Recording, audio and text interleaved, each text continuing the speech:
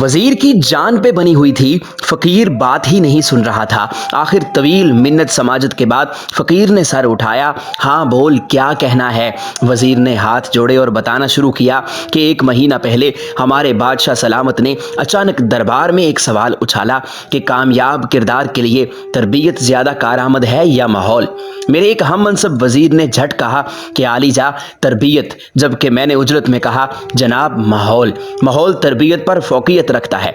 बादशाह सलामत ने हमारी तरफ रऊनत से देखा और फरमाया तुम दोनों को अपना अपना जवाब अमली तौर पर साबित करना होगा। जो साबित ना कर सका उसका सर कलम कर दिया जाएगा और इसके लिए हमें 1 माह की मोहलत दे दी।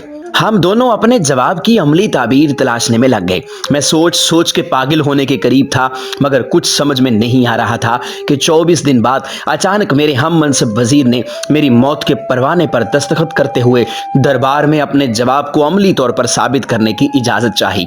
इजाज़त मिलने पर उसने दरबार में खड़े होकर ताली बजाई। ताली बजते ही एक ऐसा मंजर सामने आया कि बादशाह समेत तमाम अहले दरबार की सांसें सीने में अटक गईं।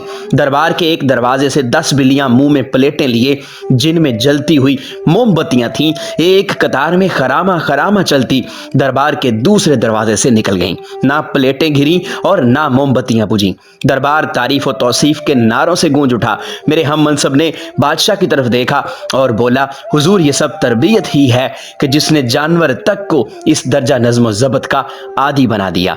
बादशाह ने मेरी जानिब देखा। मुझे अपनी मौत सामने नजर आ रही थी। मैं दरबार से निकल आया, तभी एक शख्स ने आपका नाम लिया कि मेरे मसले का हल आपके पास ही हो सकता है। मैं 2 दिन की मुसाफत के बाद यहां पहुंचा हूं।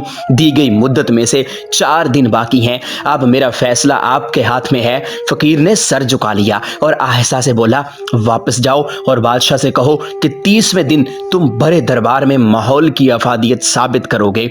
मगर मैं तो ये कभी ना कर सकूंगा। वजीर ने लाचारगी से कहा, आखिरी दिन मैं खुद दरबार में आऊंगा। फकीर ने सर झुकाते हुए कहा। वजीर मायूसी और परेशानी की हालत में वापस दरबार चला आया। मुकर्ररा मुद्दत का आखिरी दिन था। दरबार खचाखच भरा हुआ था।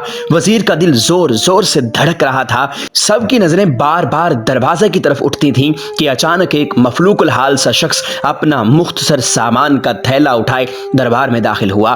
बादशाह की तरफ देखा और बोला, वक्त कम है, मैंने वापस जाना है। उस वजीर से कहो तरबियत की अफादियत का सबूत दोबारा पेश करे। थोड़ी देर बाद दूसरे वजीर ने ताली बजाई और दोबारा वही मंजर पलटा। दरबार के दरवाजे से 10 बिल्लियां उसी कैफियत में चलती हुई सामने वाले दरवाजे की तरफ बढ़ने लगी। सारा मजमा सांसें रोके ये मंजर देख रहा था। वजीर ने उम्मीद भरी निगाहों से फकीर की तरफ देखा। जब बिल्लियां ऐन दरबार के दरमियान पहुंची तो फकीर आगे बढ़ा और उनके दरमियान जाकर अपना थैला उलट दिया। थैले में से मोटे ताजा चूहे निकले और दरबार में इधर उधर भागने लगे। बिल्लियों की नजर जैसे ही चूहों पर पड़ी, उन्होंने मुंह खोल दिए।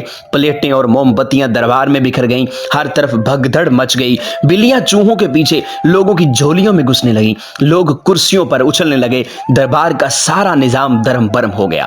फकीर ने बादशाह की तरफ देखा, बोला, आप किसी जिन्स की जैसी भी अच्छी तरबियत कर लें, अगर उसके साथ उसे अच्छा माहौल फराहम नहीं करेंगे तो तरबियत कहीं ना कहीं अपना असर खो देगी। कामयाब किरदार के लिए तरबियत के साथ साथ बेहतर माहौल बेहद जरूरी है। इससे पहले कि बादशाह उसे रोकता, फकीर दरबार के दरवाजे से निकल गया था।